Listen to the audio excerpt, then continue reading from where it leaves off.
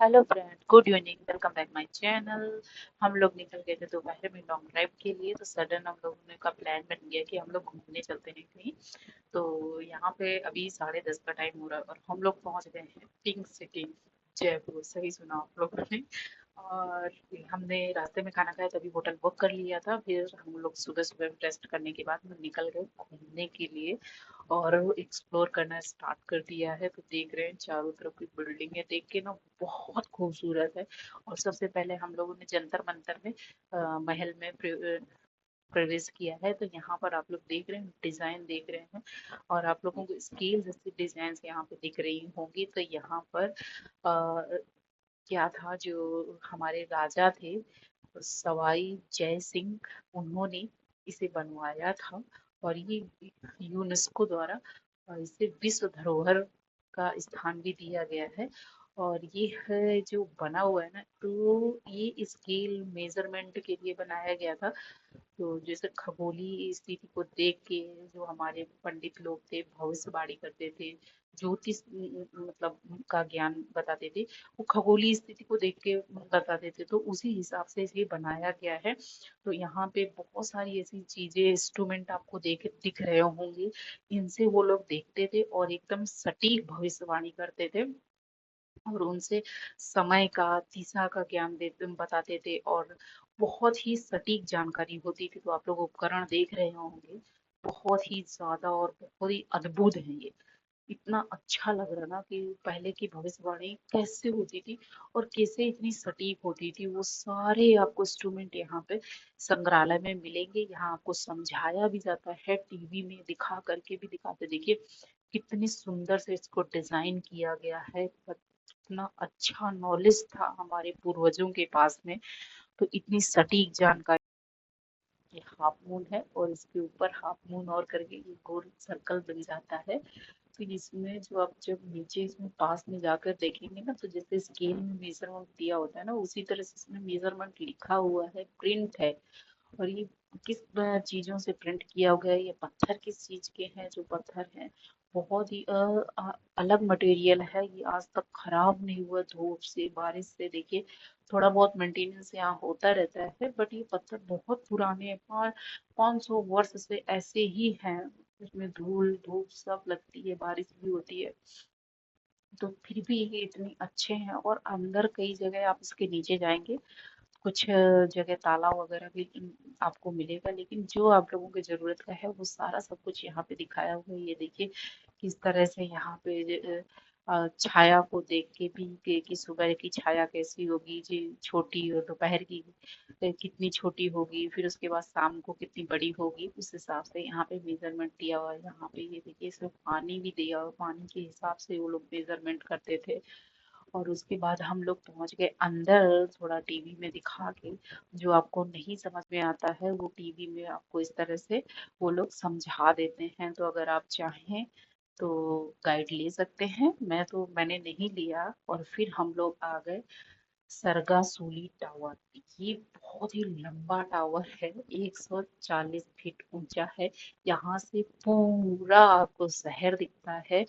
और ऊपर जाने के बाद यहाँ का नज़ारा आप देखेंगे ना, बहुत खूबसूरत है कारीगरी। और जो इसमें लेख बने हुए हाथ से, इसमें जो डिजाइन बनाई गई है वो हाथ से बनी हुई है। ये देखिए पूरा शहर दिख रहा है। और रात का नज़ारा तो यहाँ बहुत ही ज्यादा खूबसूरत होता है। बट हम लोगों ने रात का इंतजार नहीं किया क्योंकि हमें और भी जगह एक्सप्लोर करना था।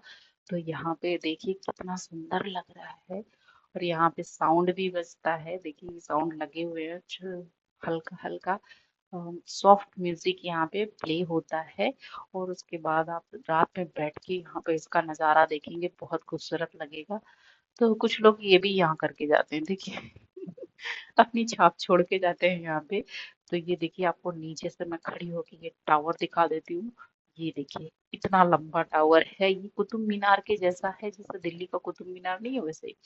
तो यहाँ मौज महल आ गए। मौज महल में ये भूल भुलैया इस तरह से बना रखी है। तीन साइड मिरर लगा रखे हैं, एक साइड से आपको बाहर जाने का रास्ता देखना है, ढूंढना होता है, और बाहर रास्ते से ढूंढने के बाद आपको दूसरी जगह आपके लिए दूसरा गेम तैयार रहता है। तो ये गेम मनोरंजन के लिए बहुत अच्छी चीज बना रखी है। आप यहाँ पर जरूर जाएं और अपने दिमाग का थोड़ा सा इस्तेमाल करके हम इसको एंटरटेनमेंट, अपने बच्चों के लिए बहुत अच्छा एंटरटेनमेंट मिल जाता है।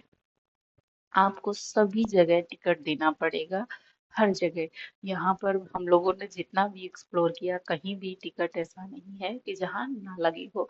एक एक जगह नहीं लगी थी, बट वहाँ पार्किंग का भी हमें पैसा देना पड़ा था, क्योंकि हम लोग बाई रोड गए थे। तो आप इस चीज का देख लीजिए कि आपके पास में कुछ चीजें होना जरूरी है। फिर हम लोग यहाँ से जब रास्ता मिल गया, तो हम लोग दूसरे हॉरर शो में प्रवेश करते हैं यहाँ से। तो ये हॉरर शो स्टार्ट होता है। मैंने साउंड सबका म्यूट किया हुआ है, क्योंकि बहुत ज्यादा एक्स्ट्रा नॉइस थी, और क्लियर वॉइस देने के लिए मैंने यहाँ पे साउंड किया है, और बहुत ही ज्यादा हॉरर वॉइस यहाँ पे थी। तो बच्चे तो बहुत डर रहे थे, बट हम लोग तो एंजॉय कर रहे थे। ये बहुत अंधेला था, ये देखिए किस तरह से बनाया हुआ है, बट एंजॉय कर रहे थे, बहुत अच्छा लग रहा था। और धीरे धीरे अंधेले में हम लोग हाथ पैर मारते हुए, पकड़ते हुए इसी तरह से पहुंचे। और ये देखिए पैरों के नीचे किस तरह से बनाया हुआ है। छोटे बच्चे तो थोड़ा डर जाते हैं जो हम जैसे लोग नहीं डरते हैं, बाकी छोटे बच्चे तो काफी डर जाते हैं। अगर आप चाहें तो ये भी शो एंजॉय कर सकते हैं। फिर यहाँ से होते हुए हम लोग दूसरे गेम में एंटर करेंगे। और जो दूसरा गेम है वो बहुत ही ज्यादा अद्भुत है। इसमें भी मिरर लगा रखे हैं, और मिरर से होते हुए, लाइटिंग से होते हुए, ये पूरा आपको 180 डिग्री में आपको आपकी परछाई भी दिखेगी, ऊपर भी दिखेंगे, चारों तरफ आप दिखेंगे। और इसको पकड़ के जाना होता है कि अगर आपने छोड़ दिया है तो कहीं नीचे चले जाए। नीचे तो नहीं जाएंगे, उन्होंने सेफ्टी का पूरा वो बना रखा है। देखिए मैंने आपको दिखाया भी, ऊपर भी दिख रहा है, नीचे भी दिख रहा है। फिर यहाँ से हम लोग निकल के दूसरे गेम में प्रवेश करते हैं, जो किड्स के लिए है, बना रखा है किड्स के लिए। तो ये पूरा ही है इंटरटेनमेंट के लिए बनाया हुआ है। तो देखिए यहाँ पे काफी सारी चीजें आपको अंदर मिल जाएंगी एक्सप्लोर करने के लिए। सॉरी, ये बहुत अच्छी चीजें इंजॉय करने के लिए हैं, तो आप यहाँ पे जरूर जाएं। और यहाँ भी टिकट है, ये देखिए ऐसे गोल गोल घूम जा रहा है भाई।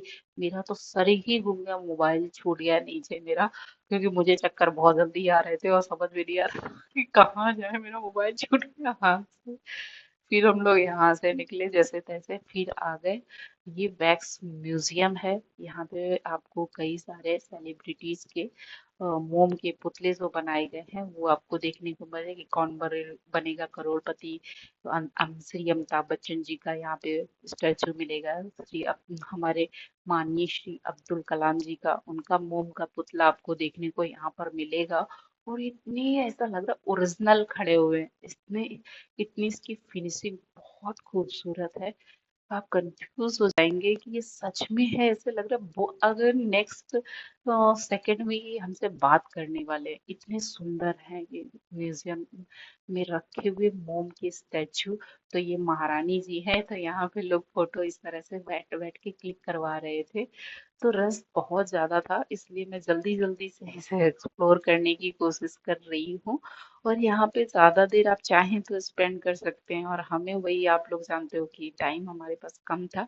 तो हम जल्दी जल्दी जितना मोबाइल में कवर कर सकते हैं उतना कवर करने की कोशिश कर रहे हैं। ये देखिए ये हमारे यहाँ पे ये छोटा सा टीवी भी दे रखा है। मुझे इनको देख के बहुत याद आ गई, वो जोकर वाला गाना याद आ गया मुझे यहाँ पे।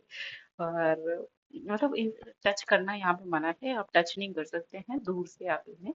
यहाँ खलीजी भी है, देखिए खलीजी का स्टैचू, मोम का स्टैचू बनाया गया है। और उनकी इतनी सारी जो उनकी हिस्ट्री है वो भी यहाँ पे पेश की हुई है। यहाँ पे हमारे महात्मा गांधी जी भी, उनके उनका भी मोम का स्टैचू है। मदर टेरेसा जी, और इनका सबका यहाँ पे स्टैचू बनाया गया हुआ है। फिर हम लोग निकल गए हवा महल के लिए। तो हवा महल, जैसे हम रेलवे रेलवे स्टेशन के साइड से आते हैं, तो पहले भी मिला था, बट हम लोगों ने छोड़ दिया था, क्योंकि हमको वापस इसी रास्ते से आना था। इसलिए हम लोगों ने हवा महल सबसे लास्ट में एक्सप्लोर किया, और अंदर जाके बहुत सारी फोटो दिखाए।